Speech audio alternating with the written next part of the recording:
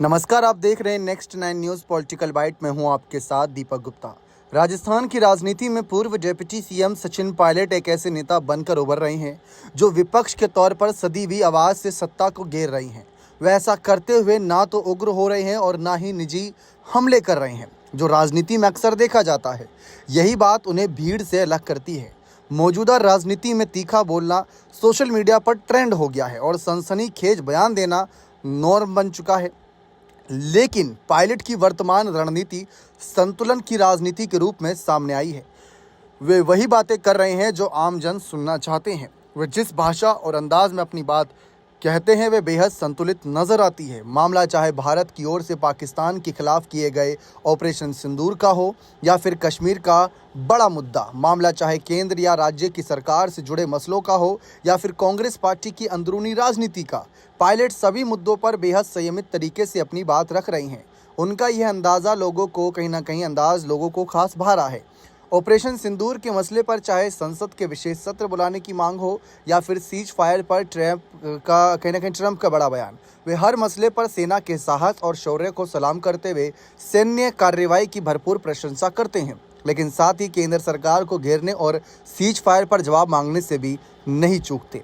सचिन पायलट की राजनीति का ये संतुलन दर्शाता है कि वे न केवल विपक्ष की भूमिका निभा रहे हैं बल्कि भविष्य के बड़े नेता की तरह भाषा पर पूरी तरह नियंत्रण भी दिखा रहे हैं। उन्होंने एक इंटरव्यू में यह भी कहा था कि राजनीति में संयम और संवाद दोनों जरूरी है।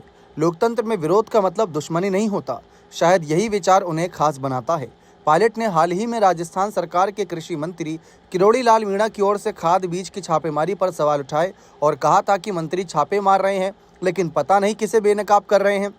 राजनीति के जानकारों का मानना है कि पायलट अब कम शब्दों में गहरी बातें कहते हैं।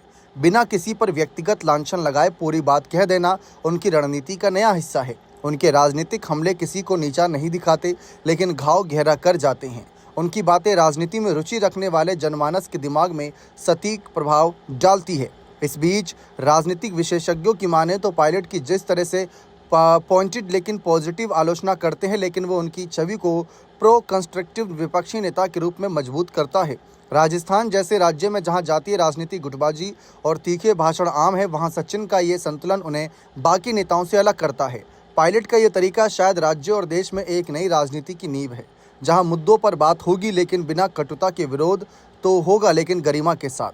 पायलट की ये सोच और शैली आने वाले वक्त में युवाओं को और आकर्षित कर सकती है। बल्कि अगर हम बात करें, अभी पब्लिक भी अब नेताओं के संवाद, समझ और संयम की उम्मीद रखती है।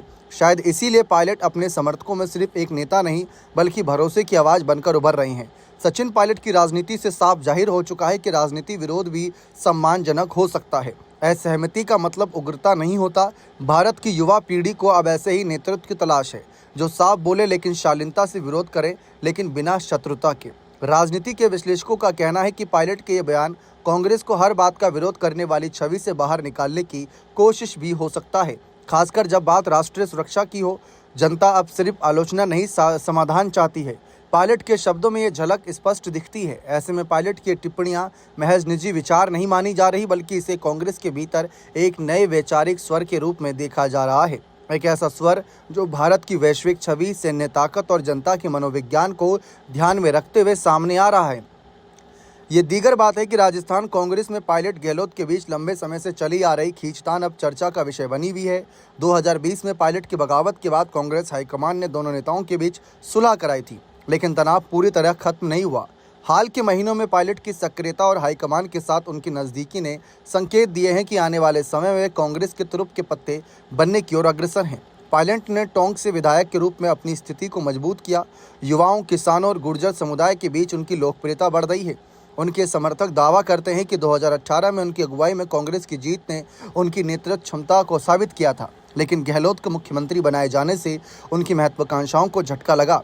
फिर भी हालिया दौरों और बयानों से संकेत मिलता है कि पायलट अब संगठन को मजबूत करने और जनता से सीधा जुड़ाव बनाने पर ध्यान दे रही हैं। तो ऐसी स्थिति में क्या सचिन पायलट को राजस्थान के मुख्यमंत्री चेहरे के अलावा कांग्रेस पार्टी अपने अध्यक्ष के रूप में भी आगे कर सकती है? क्योंकि हम ये देखते हैं, हाल फिलहाल के सर्वे में ये दावा किया जाता है कि राहुल, प्रियंका के बाद कांग्रेस पार्टी में, यानी गांधी परिवार के बाद कांग्रेस पार्टी में अगर अध्यक्ष पद के लिए कोई सही दावेदार है तो युवा चेहरों में सचिन पायलट का नाम आगे है। शशि थरूर को नज़रअंदाज करना कांग्रेस को थोड़ा बहुत भारी पड़ रहा है, लेकिन पायलट के साथ भी ऐसा व्यवहार बिल्कुल नहीं करना चाहेगी कांग्रेस। ऐसे में देखना दिलचस्प रहेगा कि आगे पायलट को लेकर कांग्रेस की क्या रणनीति रहती है। बने रहें चैनल के साथ। बहुत बहुत शुक्रिया।